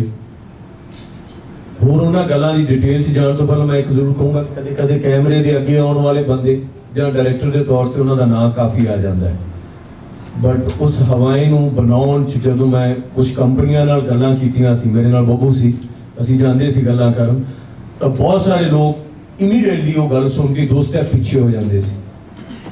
ਉਹ ਫਿਲਮ ਬਣਾਉਣਾ ਚਾਹੁੰਦੇ ਸੀ ਸਾਡੇ ਨਾਲ, ਪਰ ਜਦੋਂ ਉਹਨਾਂ ਨੂੰ ਪਤਾ ਲੱਗਦਾ ਸੀ ਸਬਜੈਕਟ ਆ ਤਾਂ 2 ਕਦਮ ਪਿੱਛੇ ਹੋ ਜਾਂਦੇ ਸੀ। ਉਦੋਂ ਅਗਰ ਕਿਸੇ ਬੰਦੇ ਨੇ ਮੇਰਾ ਸਾਥ ਦਿੱਤਾ, ਮੇਰਾ ਦੋਸਤ ਸੀਗਾ ਜੋ ਇਸ ਵਕਤ ਮੈਂ ਉਹਨੂੰ ਰਿਕੁਐਸਟ ਕਰਕੇ ਇੱਥੇ ਨਾਲ ਆਪਦੇ ਲੈ ਕੇ ਆਇਆ, ਤਾਂ ਉਹ ਸੀਗੇ ਨਿਰਭਜੀਤ ਸਿੰਘ ਧਨੋਆ, ਨੀਪੀ ਧਨੋਆ ਨਾਲ ਉਹ ਬੈਠੇ ਹੋਏ ਨੇ ਇੱਥੇ। ਇਸ ਲਈ ਮੈਂ ਚਾਹੂੰਗਾ ਕਿ ਇਹਨਾਂ ਨੂੰ ਜ਼ਰੂਰ ਤੁਸੀਂ ਮਿਲੋ ਵੀ, ਇਹਨਾਂ ਦੇ ਦਰਸ਼ਨ ਵੀ ਕਰੋ ਕਿ ਇਹਨਾਂ ਦੀ ਬਦੌਲਤ ਹੀ ਅਸੀਂ ਉਹ ਫਿਲਮ ਬਣਾ ਪਾਏ ਤੇ ਤੁਹਾਡੇ ਸਾਹਮਣੇ ਲਿਆ ਪਾਏ। ਇੱਕ ਜ਼ਰੂਰੀ ਗੱਲ ਹੁੰਦੀ ਹੈ ਬਾਈ ਜੀ, ਜਿਵੇਂ ਤੁਸੀਂ ਤਾਂ ਜ਼ਿੰਮੇਵਾਰੀਆਂ ਨਿਭਾਉਂਦੇ ਹੋ, ਤੁਸੀਂ ਪੱਤਰਕਾਰ ਆਪਦੇ ਵੱਲੋਂ ਰਿਐਕਟ ਕਰਦੇ ਹੋ ਉਸ ਗੱਲ ਨੂੰ। ਸਮਾਜ 'ਚ ਜੋ ਵੀ ਘਟਤ ਹੋ ਰਿਹਾ ਹੋਵੇ, ਜੋ ਘਟਨਾ ਹੋ ਰਹੀ ਹੋਵੇ, ਉਹਨੂੰ ਰਿਐਕਟ ਕਰਨਾ ਮੇਕਰ ਦੇ ਤੌਰ ਤੇ, ਫਿਲਮ ਮੇਕਰ ਦਾ ਵੀ ਇਹ ਫਰਜ਼ ਬਣਦਾ ਹੈ ਕਿ ਉਹਨੂੰ ਰਿਐਕਟ ਕਰੇ। ਮੈਨੂੰ ਜਦੋਂ ਪਹਿਲੀ ਸੋਝੀ ਆਈ ਫਿਲਮ ਬਣਾਉਣ ਦੀ, ਤਾਂ ਮੈਂ ਉਹੀ ਗੱਲ ਚੱਕੀ ਜੋ ਸਾਡੇ ਸਾਰਿਆਂ ਨਾਲ ਬੀਤੀ ਸੀ। ਮੈਂ ਉਹਦੇ 'ਚ ਕੋਸ਼ਿਸ਼ ਕੀਤੀ ਕਿ ਕੋਈ ਬੇਇਨਸਾਫੀ ਦੀ ਗੱਲ ਨਾ ਹੋਵੇ। ਜੇ ਦਿੱਲੀ 'ਚ ਜੋ ਹੋਇਆ ਗਲਤ ਹੋਇਆ, ਜੇ ਪੁਲਿਸ ਮੁਕਾਬਲੇ ਸੀ ਤਾਂ ਉਹ ਵੀ ਗਲਤ ਸੀ, ਜੇ ਬੱਸਾਂ 'ਚੋਂ ਕੱਢ ਕੇ ਮਾਰਨਾ ਸੀ ਤਾਂ ਉਹ ਵੀ ਗਲਤ ਸੀ। ਮੈਨੂੰ ਦਿੱਲੀ 'ਚ ਪੁੱਛਿਆ ਬਹੁਤ ਸਾਰੇ ਪੱਤਰਕਾਰ ਭਰਾਵਾਂ ਨੇ, ਜੀ ਤੁਸੀਂ ਗਲੇ 'ਚ ਟਾਇਰ ਪਾ ਕੇ ਉਹਨਾਂ ਨੂੰ ਮੱਚਦਾ ਵਿਖਾ ਰਹੇ ਹੋ, ਇਹ ਤਾਂ ਭੜਕਾਉਣ ਵਾਲੀ ਗੱਲ ਹੈ, ਇਹ ਕਿੰਨੀ ਸਹੀ ਗੱਲ ਕਰ ਰਹੇ ਹੋ। ਮੈਂ ਕਿਹਾ ਯਾਰ ਗੱਲ ਸੁਣੋ, ਕਰਦਿਆਂ ਸ਼ਰਮ ਨਹੀਂ ਆਈ, ਹੁਣ ਵੇਂਦਿਆਂ ਸ਼ਰਮ ਆਉਂਦੀ ਹੈ। ਸਾਡੀ ਪ੍ਰੋਬਲਮ ਕੀ ਹੈ ਕਿ ਅਸੀਂ ਜੋ ਹੋ ਜਾਂਦਾ ਹੈ ਉਹਨੂੰ ਸੋਚਦੇ ਨਹੀਂ, ਉਹਨੂੰ ਡਿਸਕਸ ਨਹੀਂ ਕਰਦੇ, ਉਹਨੂੰ ਥੱਲੇ ਦੱਬਣ ਦੀ ਕੋਸ਼ਿਸ਼ ਕਰਦੇ। ਉਹ ਕੁਦਰਤ ਦਾ ਅਸੂਲ ਹੈ, ਜਿੰਨੀ ਚੀਜ਼ ਨੂੰ ਦੱਬੋਗੇ ਉਨੀ ਉਹ ਤਾਂ ਨੂੰ ਉਛਲੂਗੀ। ਡਿਸਕਸ ਕਰੋ। 47 ਨੂੰ ਅਗਰ ਅਸੀਂ ਵਿਚਾਰਿਆ ਹੁੰਦਾ, 84 ਨਾ ਹੁੰਦਾ, 84 ਨੂੰ ਹੀ ਵਿਚਾਰਿਆ ਹੁੰਦਾ, ਉਹ 92 ਜਾਂ ਗੋਦਰਾ ਜਾਂ ਗੁਜਰਾਤ ਨਾ ਹੋਇਆ ਹੁੰਦਾ, ਹੋਰ ਪਤਾ ਨਹੀਂ ਕਿੰਨੇ ਅੱਗੇ ਪਏ ਨੇ। ਉਹਨਾਂ ਨੂੰ ਡਿਸਕਸ ਕਰੋ, ਜ਼ਰੂਰੀ ਹੈ। ਮਗਰ ਮੇਰਾ ਮਕਸਦ ਜਾਂ ਸਾਡੇ ਸਾਰਿਆਂ ਦਾ ਮਕਸਦ ਫਿਲਮ ਬਣਾਉਣ ਦਾ ਵਜ੍ਹਾ ਇਹ ਸੀ ਕਿ ਜੋ ਗਲਤੀਆਂ ਹੋਈਆਂ, ਜਿਨ੍ਹਾਂ ਗਲਤੀਆਂ ਕਰਕੇ ਇੰਨੇ ਲੋਕਾਂ ਦਾ ਸਫਰ ਕੀਤਾ, ਕਹਾਣ ਹੋਇਆ, 60,000 ਆਦਮੀ ਪੰਜਾਬ 'ਚ ਮਾਰੇ ਗਏ, ਉਹ ਕਿਸੇ ਮਾਵਾਂ ਦੇ ਪੁੱਤ ਨਹੀਂ ਸੀ। ਉਹ ਮਾਰੇ ਨਾ ਜਾਣ ਦੁਬਾਰਾ, ਉਹ ਗਲਤੀਆਂ ਦੁਬਾਰਾ ਨਾ ਹੋਣ, ਉਹਨਾਂ ਨੂੰ ਵਿਚਾਰੀਏ, ਡਿਸਕਸ ਕਰਕੇ। ਸਾਡੀ ਪਾਰਲੀਮੈਂਟ ਚੋਂ ਗੱਲ ਕੋਈ ਉਠਾਉਣ ਲੱਗਦਾ, ਖੜੇ ਹੋ ਕੇ ਕਹਿੰਦੇ ਨਾ ਨਾ ਨਾ ਇਹਦੀ ਗੱਲ ਨਾ ਕਰੋ। ਪ੍ਰਹਾਰ ਸਿਨੇਮੇ ਜੋ ਮਰੇ ਮਾੜੀ ਗੱਲ ਹੈ, ਉਹਨੂੰ ਹਰ ਸਾਲ ਬਰਸੀ ਮਨਾਵਾਂਗੇ, ਇਹਦੀ ਗੱਲ ਨਾ ਕਰੋ। 5000 ਆਦਮੀ ਮਾਰਿਆ ਗਿਆ ਕੈਪੀਟਲ ਦੇ ਵਿੱਚ। ਉਹ ਆਪਦਾ ਫਰਜ਼ ਸਮਝਿਆ ਕਿ ਐਜ਼ ਏ ਮੇਕਰ ਉਸ ਗੱਲ ਨੂੰ ਰਿਐਕਟ ਕਰਕੇ, ਉਸ ਵਿਸ਼ੇ ਨਾਲ ਜੁੜੀ ਕੋਈ ਵੀ ਗੱਲ ਹੋਵੇ, ਚਾਹੇ ਤਿਲਕ ਲਾਉਣ ਤੇ ਮਾਰਨਾ ਹੋਵੇ ਜਾਂ ਪੱਗ ਬੰਨਣ ਤੇ ਮਾਰਨਾ ਹੋਵੇ, ਇਹ ਗਲਤ ਹੈ। ਉਸ ਗੱਲ ਨੂੰ ਕਰਨਾ ਜ਼ਰੂਰੀ ਸੀ, ਉਹ ਕੀਤੀ। ਹੁਣ ਸਿਨੇਮਾ, ਕਿਉਂਕਿ ਸਿਨੇਮੇ ਜਾਂ ਤਾਂ ਸਿਨੇਮੇ ਨਾਲ ਜੁੜ ਕੇ ਗੱਲ ਹੋਣੀ ਚਾਹੀਦੀ ਹੈ। ਅੱਜ ਅਮਰੀਕਾ ਨੂੰ ਅਮਰੀਕਾ ਬਣਾਉਣ 'ਚ ਅਗਰ ਕਿਸੇ ਦਾ ਸਭ ਤੋਂ ਵੱਡਾ ਹੱਥ ਹੈ ਸੁਪਰ ਪਾਵਰ ਤੋਂ ਇਲਾਵਾ, ਸੁਪਰ ਪਾਵਰ ਤਾਂ ਸੋਵੀਅਤ ਯੂਨੀਅਨ ਹੀ ਨਹੀਂ ਸੀ। ਅਸੀਂ ਕਿੰਨਾ ਕੁ ਜਾਣਦੇ ਹਾਂ ਉਹਦੇ ਬਾਰੇ? ਇੱਕ ਮਾਸਕੋ ਤੋਂ ਇਲਾਵਾ ਸਾਨੂੰ ਉਹਦਾ ਕਿਸੇ ਸ਼ਹਿਰ ਦਾ ਵੀ ਨਹੀਂ ਪਤਾ। ਅਮਰੀਕਾ ਨੂੰ ਅਗਰ ਅਮਰੀਕਾ ਬਣਾਉਣ 'ਚ ਕਿਸੇ ਚੀਜ਼ ਦਾ ਹੱਥ ਹੈ ਤਾਂ ਉਹਦੇ ਸਿਨੇਮੇ ਦਾ। ਹਰ ਬੰਦਾ ਵਾਕਿਫ ਹੈ ਉਹਨਾਂ ਦੇ ਹਰ ਸ਼ਹਿਰ ਤੋਂ, ਉਹਨਾਂ ਦੇ ਕਲਚਰ ਤੋਂ, ਜੋ ਵੀ ਜਿੰਨਾ ਕੁ ਪੁਰਾਣਾ ਉਹਨਾਂ ਦਾ ਕਲਚਰ ਹੈ, ਜਾਂ ਉਹਨਾਂ ਦੀ ਜ਼ੁਬਾਨ ਤੋਂ। ਸਾਡਾ ਇੰਨਾ ਅਮੀਰ ਵਿਰਸਾ ਹੈ, ਇੰਨੀ ਹਿਸਟਰੀ ਹੈ, ਕਿੰਨੇ ਸ਼ਹੀਦ ਨੇ, ਅਸੀਂ ਉਹਨਾਂ ਦਾ ਕਿੰਨਾ ਕੁ ਜ਼ਿਕਰ ਕਰ ਪਾ ਰਹੇ ਜਾਂ ਕਿੰਨਾ ਕੁ ਪਤਾ ਸਾਡੇ ਲੋਕਾਂ ਨੂੰ? ਖਾਸ ਕਰ ਤੁਸੀਂ ਬਾਹਰ ਆ ਕੇ ਬੈਠੇ ਹੋ, ਨਵੀਂ ਜਨਰੇਸ਼ਨ, ਤੁਸੀਂ ਸਾਰੇ ਤੋਂ ਵਾਕਿਫ ਹੋ, ਜਿਵੇਂ ਉਹ ਬੱਚਾ ਬੈਠਾ ਸਾਹਮਣੇ, ਜਾਂ ਹੋਰ ਨਵੀਂ ਜਨਰੇਸ਼ਨ ਹੈ, ਇਹਨਾਂ ਨੂੰ ਕਿੰਨਾ ਕੁ ਪਤਾ ਹੈ? ਉਹਨਾਂ ਨੂੰ ਕਿੰਨਾ ਕੁ ਫਖਰ ਮਹਿਸੂਸ ਹੋਊਗਾ ਆਪਦੇ ਸਾਥੀਆਂ ਸੰਗੀਆਂ ਨਾਲ ਗੱਲ ਕਰਦੇ ਹੋਏ ਸਕੂਲ 'ਚ? ਦੱਸੀਏ ਤਾਂ ਸਹੀ, ਅਸੀਂ ਕੌਣ? ਜੇ ਉਹ ਆ ਵੇਖਣਗੇ ਕਿ ਇੱਕ ਕੁੜੀ ਖੜੀ ਉਹਦੇ ਆਸੇ-ਪਾਸੇ ਜੀਪ ਘੁੰਮ ਰਹੀ ਹੈ ਔਰ ਜੱਟ ਨਾਲ ਸੰਬੰਧਿਤ ਅਸੀਂ ਕੋਈ ਗਾਣਾ ਵਾਹੀਆਤ ਕਿਸਮ ਦਾ ਲਾਇਆ ਹੋਇਆ ਹੈ, ਬੀਅਰ ਪੀ ਰਹੇ ਹਾਂ, ਫਾਇਰ ਕਰ ਰਹੇ ਹਾਂ, ਅਜੀਬ ਤਰੀਕੇ ਨਾਲ ਛੇੜ ਰਹੇ ਹਾਂ, ਕਿ ਇਹ ਵਿਰਸਾ ਸਾਡਾ? ਇਹੋ ਜਿਹੀਆਂ ਗੱਲਾਂ ਮੈਂ ਤੇ ਹਰਭਜਨ ਨੇ ਬੜੇ ਵਾਰੀ ਡਿਸਕਸ ਕੀਤੀਆਂ ਬੰਬੇ ਦੇ ਵਿੱਚ, ਪਰ ਲੱਗਿਆ ਯਾਰ ਇਹ ਗੱਲਾਂ ਕਹਿਣ ਤੋਂ ਪਹਿਲਾਂ ਕੁਝ ਕਰਕੇ ਦਿਖਾਈਏ, ਪਹਿਲਾਂ ਕੁਝ ਕਰੀਏ, ਫਿਰ ਕਹਿਣ ਦਾ ਹੱਕ ਹਾਸਲ ਹੋਊਗਾ ਸਾਨੂੰ। ਉਸੇ ਸੋਚ ਚੋਂ ਇਹ ਫਿਲਮ ਨਿਕਲੀ ਹਾਨੀ, ਜਿਹਨੂੰ ਜਿਹੜਾ ਤੁਸੀਂ ਕੁਝ ਸੱਜਣਾਂ ਨੇ ਦੇਖ ਲਈ ਹੋਣੀ ਹੈ, ਕੁਝ ਦੀ ਦੇਖਣੀ ਬਾਕੀ ਹੋਊਗੀ।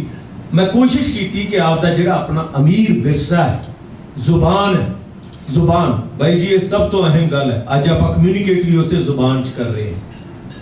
ਕਿਸੇ ਕੌਮ ਨੂੰ ਖਤਮ ਕਰਨਾ ਹੋਵੇ ਉਸ ਤੋਂ ਉਸ ਦੀ ਜ਼ੁਬਾਨ ਖੋਲੋ, ਇਹ ਬਹੁਤ ਮਸ਼ਹੂਰ ਗੱਲ ਹੈ।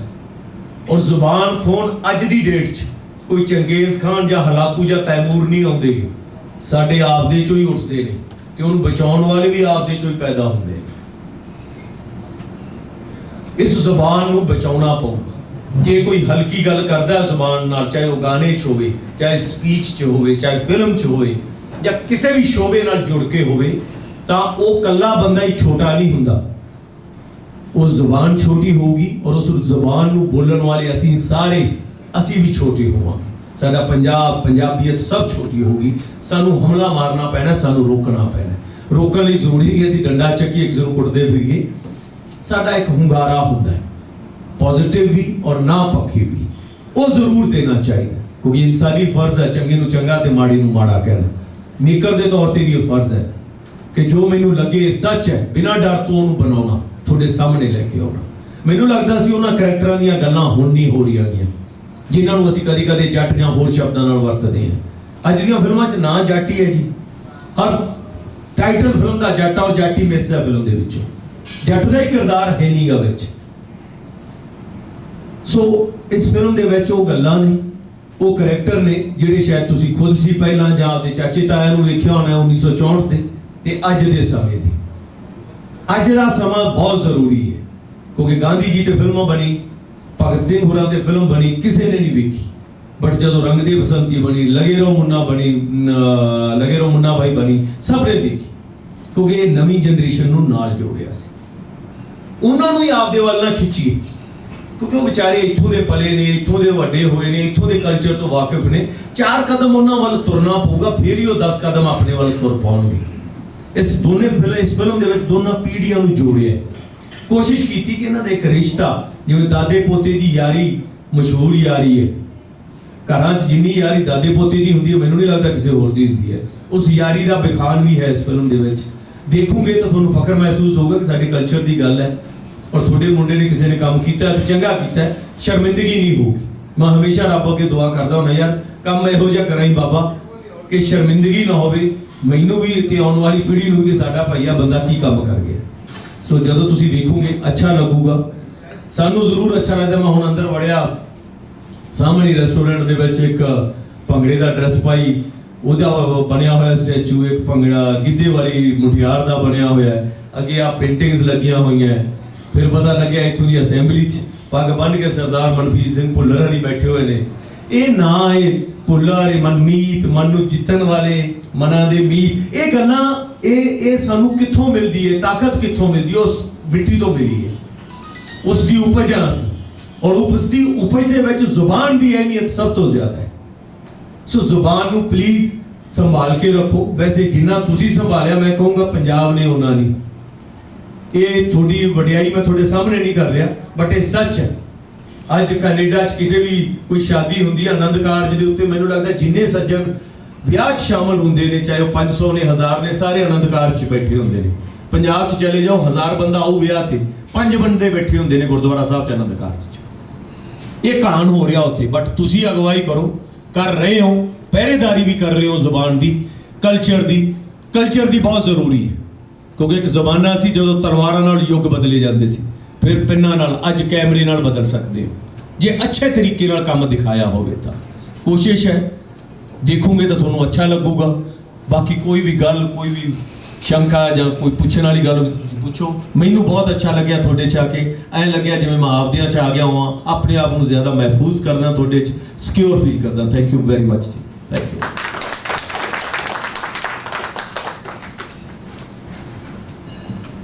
ਕਿਸੇ ਹੋਰ ਦਾ ਕੋਈ ਸਵਾਲ ਹੋਵੇ ਤੇ ਤੁਸੀਂ ਆਪਣੇ ਥਾਂ ਤੇ ਵੀ ਸਵਾਲ ਕਰ ਸਕਦੇ ਹੋ, ਇੱਥੇ ਆ ਕੇ ਸਵਾਲ ਕਰ ਸਕਦੇ ਹੋ।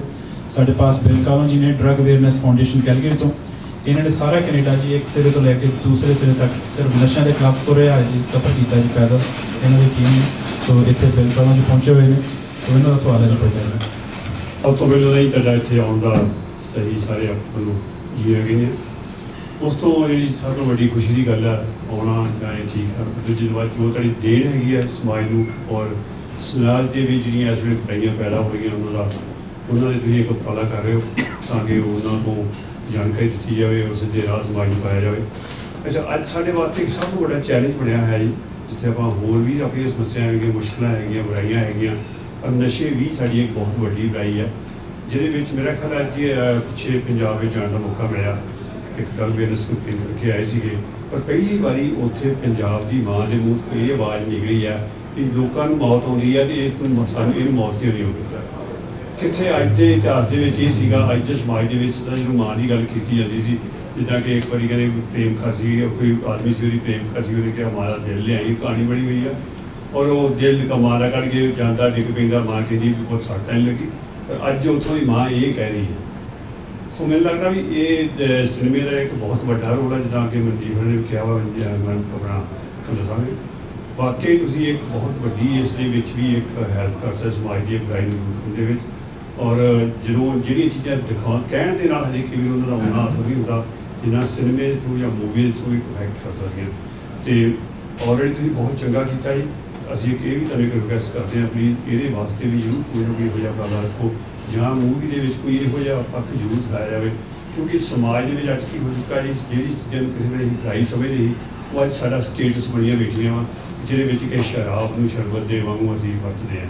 ਤਾਂ ਮੇਰਾ ਖਿਆਲ ਇਹਨੂੰ ਫਿਲਮਾਂ ਦੇ ਵਿੱਚ ਵੀ ਅਕਸਰ ਦਿਖਾਇਆ ਜਾਂਦਾ ਵਾ ਕਿ ਸ਼ਰਾਬ ਸਾਡੀ ਇੱਕ ਕੋਈ ਵੀ ਸਾਡੀ ਸਮਾਜ ਦੇ ਵਿੱਚ ਵੀ ਔਰ ਫਿਲਮਾਂ ਦੇ ਵਿੱਚ ਵੀ ਕੋਈ ਇਸ ਚੀਜ਼ ਨੂੰ ਵੀ ਅਸੀਂ ਸੈਲੀਬ੍ਰੇਟ ਕਰਨਾ ਤਾਂ ਉਹਦੇ ਵਿੱਚ ਇੱਕ ਹਿੱਸਾ ਬਣ ਚੁੱਕਾ।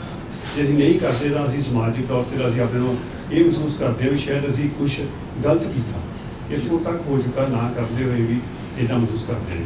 ਸੋ ਮੈਨੂੰ ਲੱਗਦਾ ਵੀ ਇਸ ਚੀਜ਼ ਨੂੰ ਥੋੜ੍ਹਾ ਜਿਹਾ ਉਭਾਰਨਾ ਸਾਡੇ ਵਾਸਤੇ ਬਹੁਤ ਜ਼ਰੂਰੀ ਹੈ।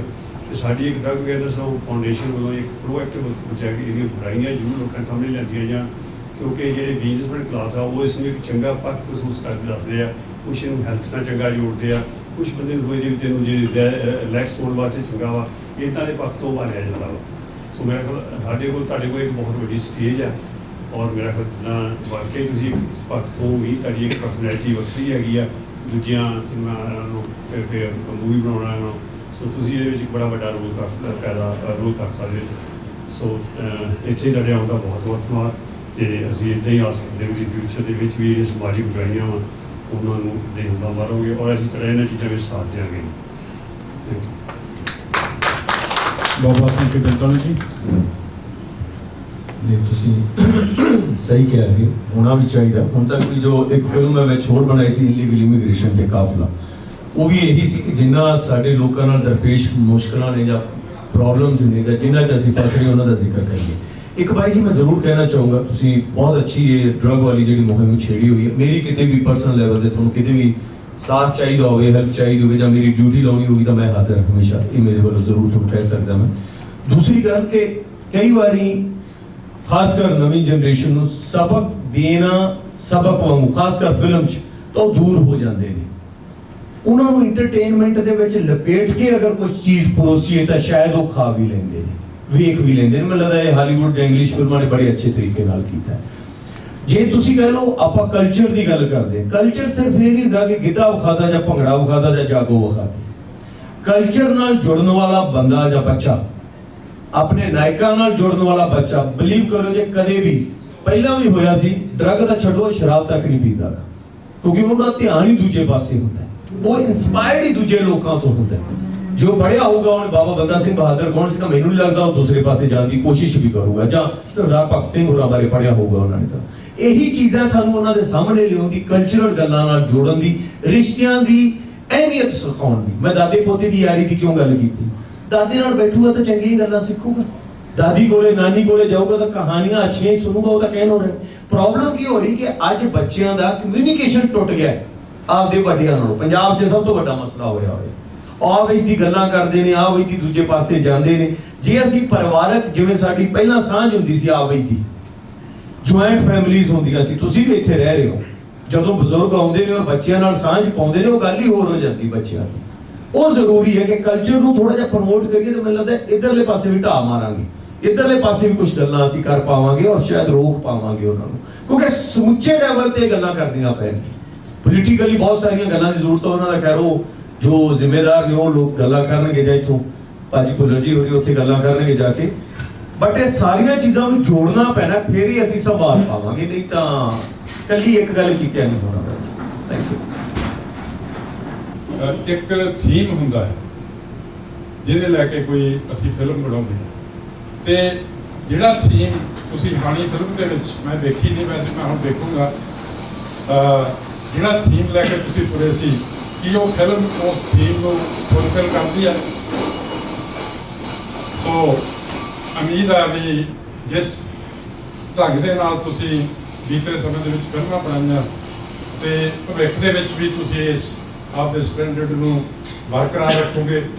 ਪੰਜਾਬ ਨੂੰ ਇਸ ਵੇਲੇ ਬੜੀ ਲੋੜ ਹੈ, ਖਾਸ ਕਰਕੇ ਪੰਜਾਬੀ 8 ਕਰੋੜ ਲੋਕਾਂ ਦੀ ਬੋਲੀ ਹੈ ਪੰਜਾਬੀ ਦੁਨੀਆ 'ਚ।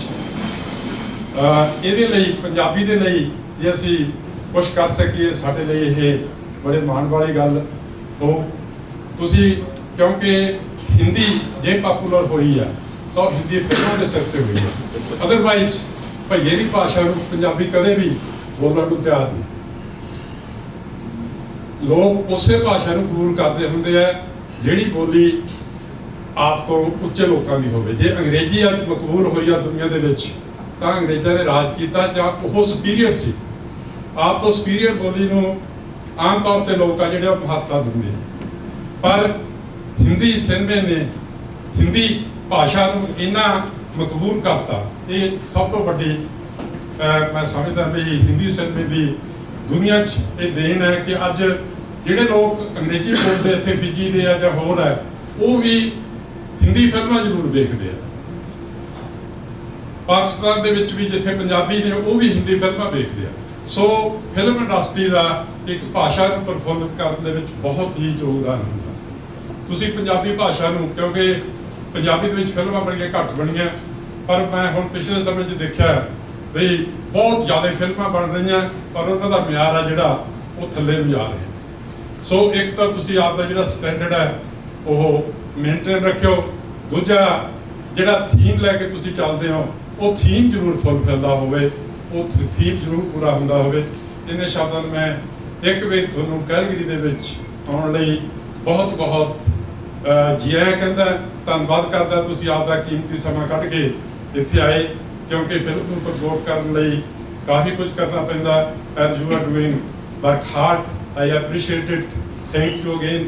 ਬਾਕੀ ਤਾਂ ਮੈਨੂੰ ਲੱਗਦਾ ਤੁਸੀਂ ਬਹੁਤ ਸਾਰੀ ਗੱਲਾਂ ਬਹੁਤ ਸੋਹਣੇ ਤਰੀਕੇ ਨਾਲ ਆਪ ਹੀ ਕਹਿ ਦਿੱਤੀਆਂ ਕਿ ਹਿੰਦੀ ਨੂੰ ਵਾਕਈ ਇਹ ਭੁੱਲਰ ਸਾਹਿਬ ਇੱਕ ਕਾਬਲੇ-ਦਾਦ ਗੱਲ ਇਹਨਾਂ ਨੇ ਕਹੀ ਕਿ ਹਿੰਦੁਸਤਾਨ ਦੇ ਵਿੱਚ ਸਾਡੀ ਰਾਸ਼ਟਰੀ ਭਾਸ਼ਾ ਸੀ ਹਿੰਦੀ, ਬਟ ਉਹਨੂੰ ਕੋਈ ਨਹੀਂ ਬੋਲਦਾ ਸੀ। ਸਭ ਆਪਦੀਆਂ ਰੀਜਨਲ ਲੈਂਗੁਏਜ ਦੇ ਵਿੱਚ ਬੋਲਣਾ, ਉਹ ਹੱਕ ਵੀ ਹੈ ਸਾਰਿਆਂ ਦਾ, ਮਾਂ ਬੋਲੀ ਨੂੰ ਪਹਿਲ ਹੁੰਦੀ ਹੈ। ਅਗਰ ਹਿੰਦੀ ਨੂੰ ਬਚਾਇਆ ਹਿੰਦੁਸਤਾਨ 'ਚ ਤਾਂ ਸਿਰਫ ਫਿਲਮਾਂ ਨੇ ਬਚਾਇਆ। ਸਾਊਥ ਇੰਡੀਆ 'ਚ ਅੱਜ ਵੀ ਨਹੀਂ ਬੋਲੀ ਜਾਂਦੀ ਸੀ, ਬਟ ਹੁਣ ਉੱਥੇ ਹਿੰਦੀ ਫਿਲਮਾਂ ਦੀ ਗਿਣਤੀ ਇੰਨੀ ਵੱਧ ਗਈ ਹੈ ਲੱਗਣ ਦੀ ਕਿ ਪੁੱਛੋ। ਤਾਂ ਇਹ ਫਿਲਮਾਂ ਦਾ ਅਸਰ ਹੈ ਜਿਹਨੂੰ ਕਬੂਲਣਾ ਪਊਗਾ। ਪਹਿਲਾਂ ਅਸੀਂ ਆਂਦੇ ਸੀ ਛੱਡੋ ਯਾਰ ਇਹ ਤਾਂ ਨੱਚਣ ਗਾਉਣ ਵਾਲੇ ਜਾਂ ਫਲਾਣੇ ਨਹੀਂ, ਹੁਣ ਉਹ ਜ਼ਮਾਨੇ ਬਦਲ ਗਏ ਨੇ। ਇਹ ਬਹੁਤ ਵੱਡਾ ਅਸਰ ਪਾਉਂਦੀਆਂ ਔਰ ਸਾਨੂੰ ਰਿਪਰੈਜ਼ੈਂਟ ਕਰਦੇ। ਸਾਨੂੰ ਦੁਨੀਆ ਦੇ ਵਿੱਚ ਕੋਈ ਗੂਗਲ ਤੇ ਜਾਊ, ਕੋਈ ਕਿਤੇ ਜਾਊ, ਉਹਨੇ ਅਗਰ ਪੰਜਾਬੀ ਬਾਰੇ ਜਾਣਨਾ ਹੈ, ਕਲਚਰ ਬਾਰੇ ਜਾਣਨਾ ਹੈ ਤਾਂ ਉਹ ਫਿਲਮਾਂ ਦੇ ਰਾਹੀਂ ਜਾਣ ਪਾਉਂਦਾ ਜ਼ਿਆਦਾ। ਉਹ ਸਾਡੀ ਪਹਿਚਾਨ, ਉਹ ਸਾਨੂੰ ਜੋ ਰਿਪਰੈਜ਼ੈਂਟ ਕਰ ਰਿਹਾ ਹੈ ਉਹ ਚੰਗਾ ਜ਼ਰੂਰ ਹੋਣਾ ਚਾਹੀਦਾ, ਨਹੀਂ ਤਾਂ ਹਾਨੀ ਸਾਡੀ ਸਾਰਿਆਂ ਦੀ ਹੈ। ਮੇਰੇ ਵੱਲੋਂ ਵਾਅਦਾ ਕਿ ਮੈਂ ਆਪਦੇ ਵੱਲੋਂ ਇਹ ਪਹਿਰੇਦਾਰੀ ਬੜੇ ਅੱਛੇ ਤਰੀਕੇ ਨਾਲ ਨਿਭਾਉਂਦਾ ਰਹੂੰਗਾ। ਬਾਕੀ ਤੁਹਾਡੀ ਮਦਦ ਮਿਲਦੀ ਔਰ ਮਿਲਦੀ ਰਹੇਗੀ। Thank you. ਇੱਕ ਮੈਂ ਪੁਆਇੰਟ ਜਿਹੜਾ ਮੈਨੂੰ ਫੀਲ ਹੋਇਆ ਵੀ ਨਹੀਂ ਹੋਣਾ ਚਾਹੀਦਾ ਸੀ, ਪਰ ਪਤਾ ਤੁਸੀਂ ਆਪਣੇ ਪੁਆਇੰਟ ਆਫ ਵਿਊ ਤੋਂ ਸਾਲ ਕੀਤੀ ਹੋਵੇ, ਤੇ ਜਿਹੜਾ ਉਹਦੇ ਵਿੱਚ ਬਾਬੇ ਦਾ ਕਿਰਦਾਰ ਬਣਾਇਆ, ਤੇ ਉਹ ਮੇਰੇ ਖਿਆਲ 'ਚ ਜਿਹੜਾ ਮੀਡੀਆ ਪਹਿਲਾਂ ਹੀ ਹਿੰਦੁਸਤਾਨ ਦਾ ਅੰਧ ਵਿਸ਼ਵਾਸ ਫੈਲਾਉਣ ਦੇ ਵਿੱਚ ਵੱਡਾ ਰੋਲ ਪਲੇ ਕਰ ਰਿਹਾ। ਜਿੱਦਾਂ ਨਾ ਤੁਸੀਂ ਇੰਡੀਆ ਦੇ ਚੈਨਲ ਦੇਖ ਲਓ, ਭਾਵੇਂ ਇੱਥੇ ਆਉਂਦੇ ਆ ਸੀਰੀਅਲ ਲੈ ਲਓ ਜਾਂ ਮੂਵੀਆਂ ਵੀ ਬਹੁਤ, ਉਹਦੇ 'ਚ ਬਹੁਤ ਅੰਧ ਵਿਸ਼ਵਾਸ ਫੈਲਾਇਆ ਜਾਂਦਾ ਲੋਕਾਂ ਨੂੰ। ਜਿਹੜੀ ਸਹੀ ਸਾਇੰਟੀਫਿਕ ਸੋਚ ਆ ਉਹ ਪਹਿਲਾਂ ਹੀ ਹਿੰਦੁਸਤਾਨ 'ਚ ਹੈ ਨਹੀਂ, ਜਿਹੜੀ ਮਾੜੀ ਮੋਟੀ ਹੈਗੀ ਉਹਨੂੰ ਵੀ ਉਹ ਖਤਮ ਕਰੀ ਜਾਂਦੇ। ਤੇ ਜਿਹੜਾ ਇਹ ਮੂਵੀ ਆ ਉਹ ਮੈਨੂੰ ਇੱਦਾਂ ਫੀਲ ਹੋਇਆ ਵੀ ਉਹ ਜਿਹੜਾ ਇੱਕ ਭੂਤ ਬਣਾ ਕੇ ਪੇਸ਼ ਕੀਤਾ ਗਿਆ, ਤੇ ਐਂਡ ਦੇ ਉੱਤੇ ਜਿਹੜਾ ਵੀ ਭੂਤ ਮੋਹਰੇ ਆ ਗਿਆ, ਫਿਰ ਉਹ ਗੱਡੀਆਂ ਖਰਾਬ ਕਰ ਦਿੱਤੀਆਂ ਉਹਨੇ, ਉਹ ਚੱਲਣ ਨਹੀਂ ਦਿੰਦਾ ਸੀ, ਚਾਬੀ ਸਟਾਰਟ ਨਹੀਂ ਹੋ ਰਹੀ ਜਾਂ ਵਿੱਚ ਹੋਰ ਗੱਲਾਂ। ਉਹ ਮੈਨੂੰ ਲੱਗਾ ਵੀ ਉਹ ਇੱਕ ਜਿਹੜੀ ਸੋਚ ਆ ਭੂਤਾਂ ਵਾਲੀ ਲੋਕਾਂ 'ਚ ਪਹਿਲਾਂ ਹੀ ਹੈਗੀ ਆ, ਵੀ ਉਹਨੂੰ ਹੋਰ ਪੱਕਿਆਂ ਕਰਨ ਵਾਲੀ ਗੱਲ ਹੈਗੀ। ਮੈਂ ਉਹਨੂੰ ਭੂਤ ਨਹੀਂ ਮੰਨਿਆ ਜੀ ਫਿਲਮ ਦੇ ਵਿੱਚ। ਇਵਨ ਤੁਸੀਂ ਵੇਖੋ ਇੱਕ ਜਗ੍ਹਾ ਤੇ ਉਹਨੂੰ ਕਰੈਕਟਰ ਆਂਦਾ ਵੀ ਹੈ ਤੁਸੀਂ ਭੂਤ ਹੋ, ਆਂਦਾ ਨਾ ਮੈਂ ਭੂਤ ਨਹੀਂ ਗਾ। ਭੂਤ ਪ੍ਰੇਤ ਕਹਿ ਕੇ ਸਾਡੇ ਸੁਖਮਨੀ ਸਾਹਿਬ ਜੀ ਕਸ਼ਟਪਦੀ ਵੀ ਹੈਗੀ ਹੈ, ਤੁਸੀਂ ਤਾਂ ਡੈਫੀਨਿਟਲੀ ਪੜ੍ਹੀ ਹੋਊਗੀ। ਔਰ ਇੱਕ ਗੱਲ ਜ਼ਰੂਰ ਕਹਿਣਾ ਚਾਹੂੰਗਾ ਕਿ ਨਜ਼ਰੀਆ ਹੁੰਦਾ ਹੈ ਮੇਕਰ ਦਾ। ਮੇਰਾ ਨਜ਼ਰੀਆ ਉਹਨੂੰ ਉਹ ਵਿਖਾਉਣ 'ਚ ਸੀ ਕਿ ਇੱਕ ਮੁਹੱਬਤ, ਇੱਕ ਪਿਆਰ, ਇਹ ਸਿਰਫ ਉਮਰਾਂ ਤੱਕ ਸੀਮਤ ਨਹੀਂ ਗਾ। 50 ਸਾਲ ਜਾਂ 60 ਸਾਲ ਤੱਕ ਇਹ ਰੂਹਾਂ ਤੱਕ ਚਲਾ ਜਾਂਦਾ। ਅਗਲੇ ਜਨਮ ਅਗਰ ਕੋਈ ਹੈ ਜਾਂ ਕੋਈ ਹੋਰ ਸਾਲ ਕੋਈ ਜ਼ਿੰਦਗੀ ਹੈ ਤਾਂ ਉੱਥੋਂ ਤੱਕ ਜਾਂਦਾ ਹੈ। ਇਹ ਸਿਰਫ ਹਾਨੀ ਨਹੀਂ ਗਏ, ਰੂਹਾਂ ਦੇ ਹਾਨੀ ਨੇ। ਮੇਰਾ ਨਜ਼ਰੀਆ ਉਹ ਸੀ ਉਹਨੂੰ ਵਿਖਾਉਣ ਦਾ। ਨਜ਼ਰੀਏ ਦੀ ਅਹਿਮੀਅਤ ਬਹੁਤ ਹੁੰਦੀ ਹੈ। ਜਿਵੇਂ ਅਸੀਂ ਹਰ ਰੋਜ਼ ਸਵੇਰ ਨਿਕਲਦੇ ਹਾਂ ਘਰਾਂ ਚੋਂ, ਮੱਥਾ ਟੇਕ ਕੇ ਨਿਕਲਦੇ ਹਾਂ, ਕੋਈ ਫੋਟੋ ਹੁੰਦੀ ਹੈ ਗੁਰੂ ਸਾਹਿਬ ਦੀ ਜਾਂ ਹਰਮੰਦਰ ਸਾਹਿਬ ਦੀ। ਮੈਨੂੰ ਲੱਗਦਾ ਤੁਸੀਂ ਇਸ ਗੱਲ ਤੋਂ ਬਿਲਕੁਲ ਮੇਰੇ ਨਾਲ ਸਹਿਮਤ ਹੋਵੋਗੇ ਕਿ ਸਾਡੇ ਤਾਂ ਫੋਟੋ ਨੂੰ ਵੀ ਇੱਕ ਤਰ੍ਹਾਂ ਦਾ ਆਪਾਂ ਮੂਰਤੀ ਪੂਜਾ ਨਾਲ ਜੋੜ ਸਕਦੇ ਹਾਂ, ਬਟ ਆਪਾਂ ਮੱਥਾ ਟੇਕਦੇ ਹਾਂ ਸਾਰੇ। ਕਿਉਂ ਮਨਾ ਕਿਉਂ ਸੀ? ਪਹਿਲਾਂ ਤਾਂ ਮਨਾਈ ਦੀ ਗੱਲ ਸੋਚਣੀ ਪਊਗੀ। ਮਨਾਈ ਇਸ ਲਈ ਸੀ ਕਿ ਉਦੋਂ ਅੱਗੇ ਅਸੀਂ ਬਹੁਤ ਸਾਰੇ ਭਰਮਾਂ 'ਚ ਪੈ ਜਾਂਦੇ। ਉਹ ਭਰਮਾਂ ਦੀ ਮਨਾਈ ਹੈ। ਜੇ ਅਸੀਂ ਮਾੜਾ ਜਿਹਾ ਉਹਨੂੰ ਲੌਜੀਕਲ ਸੋਚੀਏ ਤਾਂ ਭਰਮਾਂ ਦੀ ਮਨਾਈ ਹੈ, ਨਾ ਕਿ ਉਸ ਗੱਲ ਦੀ ਮਨਾਈ ਹੈ। ਭਰਮਾਂ 'ਚ ਨਾ ਪਈਏ ਤਾਂ ਸਾਡਾ ਭਰਮ ਉਦੋਂ ਅੱਗੇ ਨਹੀਂ ਵੱਧਦਾ। ਇਸ ਲਈ ਹਰ ਘਰ 'ਚ ਹੋ ਵੀ ਰਿਹਾ, ਆਪਾਂ ਲਾ ਕੇ ਵੀ ਰੱਖਦੇ ਹਾਂ ਔਰ ਸਾਡਾ ਅਕੀਦਾ ਵੀ। ਉਸੇ ਤਰ੍ਹਾਂ ਇਹ ਜਿਹੜਾ ਭਰਮ ਹੈ, ਮੈਂ ਉਹਨੂੰ ਭੂਤ ਵਾਲੇ ਭਰਮ ਪਾਸੇ ਨਹੀਂ ਲਿਆਗਾ, ਮੈਂ ਉਹਨੂੰ ਪਿਆਰ ਦੀ ਸ਼ਿੱਦਤ ਵਾਲੇ ਪਾਸੇ ਲਿਆ ਕਿ ਇਹ ਜਿਹੜਾ ਪਿਆਰ ਹੈ ਉਹ ਸਿਰਫ ਇਸ ਸਰੀਰ ਨਾਲ ਹੀ ਜੁੜਿਆ ਹੋਇਆ ਨਹੀਂ, ਇਹ ਰੂਹਾਂ ਤੱਕ ਇੱਕ ਦੂਜੇ ਨਾਲ ਹੈ। ਜਿਵੇਂ ਕਿ ਕਹਿੰਦੇ ਨਾ ਸਾਡੀ ਮਸ਼ਹੂਰ ਗੱਲ ਹੈ, ਯਾਰੀ ਜੱਟ ਦੀ ਤੂੰ ਤਾਂ ਮੋਛਾ ਕਦੇ ਨਾ। ਇਹ ਬੜੀ ਹਲਕੇ ਸ਼ਬਦਾਂ 'ਚ ਕਹੀ ਗਈ ਗੱਲ ਹੈ, ਬਟ ਬੜੀ ਸੱਚੀ ਗੱਲ ਹੈ ਕਿ ਚਾਹੇ ਉਹ ਦੋਸਤੀ ਹੋਵੇ, ਚਾਹੇ ਪਿਆਰ ਹੋਵੇ, ਚਾਹੇ ਦੁਸ਼ਮਣੀ ਹੋਵੇ, ਫਿਰ ਉਹ ਅਸੀਂ ਨਿਭਾਉਣੇ। ਇਹ ਸਾਡਾ ਕਿਰਦਾਰ ਹੈ ਜਿਹੜਾ ਮੇਬੀ ਅੱਜ ਕੱਲ੍ਹ ਹਲਕਾ ਹੋ ਰਿਹਾ ਹੈ, ਬਟ ਇਹਦੀ ਪਹਿਰੇਦਾਰੀ ਜ਼ਰੂਰੀ। ਤਾਂ ਮੇਰਾ ਨਜ਼ਰੀਆ ਉਹ 'ਚ ਭੂਤ ਦਾ ਨਹੀਂ ਹੈ ਬਾਈ ਜੀ, ਮੇਰਾ ਨਜ਼ਰੀਆ ਉਹਦੇ 'ਚ ਪਿਆਰ ਦੀ ਸ਼ਿੱਦਤ ਦਾ ਹੈ। ਔਰ ਮੈਨੂੰ ਲੱਗਦਾ ਉਹ ਨਜ਼ਰੀਏ ਦੀ ਅਹਿਮੀਅਤ ਜ਼ਰੂਰ ਹੁੰਦੀ ਹੈ, ਕਿਉਂਕਿ ਕਲਾ ਦੇ ਵਿੱਚ ਜੋ ਤੁਸੀਂ ਮਹਿਸੂਸ ਕਰਦੇ ਹੋ, ਫੀਲ ਕਰਦੇ ਹੋ ਔਰ ਦਿਲ ਨਾਲ ਕਰਦੇ ਹੋ, ਉਹ ਦਿਲ ਤੇ ਜਾ ਕੇ ਟੱਚ ਹੁੰਦਾ ਹੈ। ਜਿਵੇਂ ਆਂਸੂ ਹੈ, ਮੈਂ ਅੱਖ 'ਚ ਮਾਰ ਕੇ ਉਂਗਲ ਵੀ ਲਿਆ ਸਕਦਾ, ਗ੍ਰੈਸਰੀਨ ਨਾਲ ਵੀ ਲਿਆ ਸਕਦਾ, ਬਟ ਤੁਹਾਨੂੰ ਪਤਾ ਲੱਗ ਜੂਗਾ ਇਹ ਸਾਹਮਣੇ ਪਰਦੇ ਤੇ ਖੜਾ ਬੰਦਾ ਅਸਲੀ ਰੋ ਰਿਹਾ ਹੈ ਜਾਂ ਨਕਲੀ ਰੋ ਰਿਹਾ ਹੈ। ਸੋ ਕਲਾ ਦੇ ਵਿੱਚ ਇਹ ਚੀਜ਼ ਪਹੁੰਚ ਵੀ ਜਾਂਦੀ ਹੈ। ਔਰ ਬਿਲੀਵ ਕਰਿਓ ਜੇ ਇੱਕ ਵਾਰੀ ਮੈਨੂੰ ਕਿਸੇ ਨੇ ਹੀ ਸੇਮ ਗੱਲ ਤੁਹਾਡੇ ਵਾਲੀ ਵੈਨਕੂਵਰ 'ਚ ਗਈ ਸੀ, ਵਰਨਾ ਕਿਸੇ ਨੇ ਨਹੀਂ ਕੀ, ਕਿਉਂਕਿ ਉਹ ਨਜ਼ਰੀਆ ਹੋਇਆ ਨਹੀਂ। ਬਟ ਜੇ ਤੁਹਾਨੂੰ ਲੱਗਿਆ ਤਾਂ ਮੈਨੂੰ ਲੱਗਦਾ ਮੇਰੀ ਥੋੜੀ ਜਿਹੀ ਗੱਲ ਦੱਸਣ ਤੋਂ ਬਾਅਦ ਤੁਸੀਂ ਥੋੜੇ ਜਿਹੇ ਜ਼ਰੂਰ ਸਮਝੇ ਹੋਣਗੇ ਕਿ ਮੇਰਾ ਨਜ਼ਰੀਆ ਇਹ ਹੈ, ਉਹ ਭੂਤ ਵਾਲਾ ਬਿਲਕੁਲ ਨਹੀਂ। Thank you. ਹਾਂਜੀ ਮਤਲਬ ਜੀ ਆਇਆਂ ਨੂੰ ਜੀ। ਇਸ ਤੋਂ ਪਹਿਲਾਂ ਜਿੰਨੀਆਂ ਵੀ ਤੁਸੀਂ ਫਿਲਮਾਂ ਬਣਾਈਆਂ ਨਸੀਬੋ ਤੋਂ ਲੈ ਕੇ, ਅਸੀਂ ਉਮੀਦ ਕਰਦੇ ਹਾਂ ਕਿ ਤਕਰੀਬਨ ਇਹਦੇ ਤੋਂ ਉਹ ਵੱਧ ਮਹੀਨਾ ਉਹਨਾਂ ਨਾਲ ਨਸੀਬੋ ਦੇ ਵਿੱਚ ਇੱਕ ਸੀਨ ਸੀ ਕਿ ਜਿਸ ਵੇਲੇ ਨਸੀਬੋ ਨੂੰ ਠੋਕਰ ਲੱਗਦੀ ਹੈ ਤੇ ਬਹੁਤ ਵੱਡਾ ਮੈਸੇਜ ਉਹਦੇ ਨਾਲ ਜਾਂਦਾ ਸੀਗਾ। ਤੇ ਇਸ ਕਹਾਣੀ ਦੇ ਵਿੱਚ ਮਤਲਬ ਇਹੋ ਜਿਹਾ ਕੋਈ ਸਾਨੂੰ ਸੀਨ ਸਾਡੇ ਨਾਲ ਸਾਂਝਾ ਕਰੋ ਕਿ ਜਿਹੜਾ ਸਾਡੀ ਨਵੀਂ ਜਿਹੜੀ ਜਨਰੇਸ਼ਨ ਹੈ ਇਸ ਵੇਲੇ ਜਾਂ ਡਰੱਗ 'ਚ ਫਸੀ ਹੋਈ ਆ, ਜਾਂ ਸਾਡੀ ਰਾਜਨੀਤੀ ਮਾੜੀ ਆ, ਜਾਂ ਸਾਨੂੰ ਪਹਿਰਾਵੇ ਦੀ ਜਿਹੜੀ ਮਤਲਬ ਸਮੱਸਿਆ ਆ ਰਹੀ ਆ, ਇਹਨਾਂ ਜਾਂ ਸਾਡੇ ਪੰਜਾਬੀ ਸੱਭਿਆਚਾਰ ਨੂੰ ਕਿਸ ਤਰ੍ਹਾਂ ਦੀ ਠੋਕਰ ਮਾਰੀ ਸੀ ਕਿ ਜਿਹੜਾ ਉੱਥੇ ਅਸੀਂ ਮਤਲਬ ਸਾਨੂੰ ਸੁਨੇਹਾ ਦੇਊਗੀ। ਇਹ ਪਹਿਲਾ ਸਵਾਲ ਆ। ਦੂਸਰਾ ਹੈ, ਮੈਂ ਹਾਲੇ ਤੱਕ ਫਿਲਮ ਦੇਖੀ ਨਹੀਂ, ਲੇਕਿਨ ਮੈਂ ਪੰਜਾਬ ਜਿੰਨੇ ਕੁ ਮੁੰਡਿਆਂ ਨੇ ਫਿਲਮ ਦੇਖੀ ਹੈ, ਮੇਰੇ ਦੋਸਤਾਂ ਮਿੱਤਰਾਂ ਨੇ, ਉਹਨਾਂ ਨਾਲ ਗੱਲਬਾਤ ਹੋਈ, ਉੱਥੋਂ ਮੈਨੂੰ ਇੱਕ ਸਵਾਲ ਆਇਆ ਕਿ ਇਸ ਦੀ ਜਿਹੜੀ ਕਹਾਣੀ ਹੈ ਉਹ ਨਾਨਕ ਸਿੰਘ ਦੇ ਨਾਵਲ ਪੂਰਨਮਾਸ਼ੀ ਦੇ ਨਾਲ ਬਹੁਤ ਜ਼ਿਆਦਾ ਮੇਲ ਖਾਂਦੀ ਹੈ। ਤੇ ਉਹਨਾਂ ਕਿਹਾ ਕਿ ਨਾਨਕ ਸਿੰਘ ਨੇ ਕਦੇ ਜ਼ਿਕਰ ਨਹੀਂ ਕੀਤਾ ਕਿ ਜੇ ਉਹ ਕਹਾਣੀ ਨੂੰ ਠੀਕ ਬਣਾ ਕੇ ਲਿਖਿਆ ਗਿਆ। ਤੇ ਇਹਦੇ ਬਾਰੇ ਤੁਸੀਂ ਕੀ ਕਹਿਣਾ ਚਾਹੋਗੇ? ਅਰੇ ਨਾ ਕੋਈ ਗੱਲ ਨਹੀਂ, ਕਮਲ ਸਾਹਿਬ ਹੋਰਾਂ ਦਾ ਨਾਵਲ ਹੈ। ਅਸਲ 'ਚ ਕੀ ਹੈ ਜੀ, ਉਹ ਕਹਾਣੀ ਨਹੀਂ, ਉਹ ਇੱਕ ਸਾਡੇ ਸੱਭਿਆਚਾਰ ਦੀ ਕਹਿ ਲਓ, ਮੈਂ ਉਹਨੂੰ ਜ਼ਿਆਦਾ ਖਾਸੀਅਤ ਨਹੀਂ ਮੰਨੂਗਾ। ਉਹਨਾਂ ਦਿਨਾਂ 'ਚ ਇੱਕ ਹਲਕੀ ਜਿਹੀ ਬੁਰਾਈ ਹੁੰਦੀ ਸੀ ਕਿ ਅਸੀਂ ਵਾਰ ਲੱਭ ਲਈਏ ਤਾਂ ਠੀਕ ਹੈ, ਤੇ ਜੇ ਕੁੜੀ ਦਾ ਕਿਤੇ ਉਸ ਮੁੰਡੇ ਨੂੰ ਪਹਿਲਾਂ ਜਾਣ ਪਛਾਣ ਸੀ ਤਾਂ ਉਹ ਬੜਾ ਗਲਤ ਹੈ।